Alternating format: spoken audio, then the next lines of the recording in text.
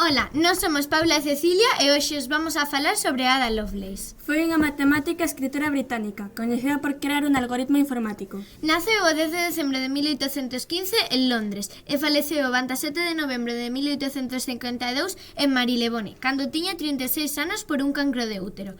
O seu pai era o famoso poeta Lord Byron. Tivo mala saúde, sufriu moitas das enfermidades infantiles e lle dolía a cabeza frecuentemente. Foi a primeira en crear un algoritmo informático mellorando a máquina de Babbage. Casouse con William Keane e tiveron 3 fillos. Byron, Ana Isabela chamada Anabela e Ralph Gordon. Unha curiosidade é que lle encantaba apostar polas carreiras de cabalos. Dende o ano 2009 celebrase o Día de Ada Lovelace para visibilizar o traballo que han feito as mulleres na ciencia e na tecnoloxía.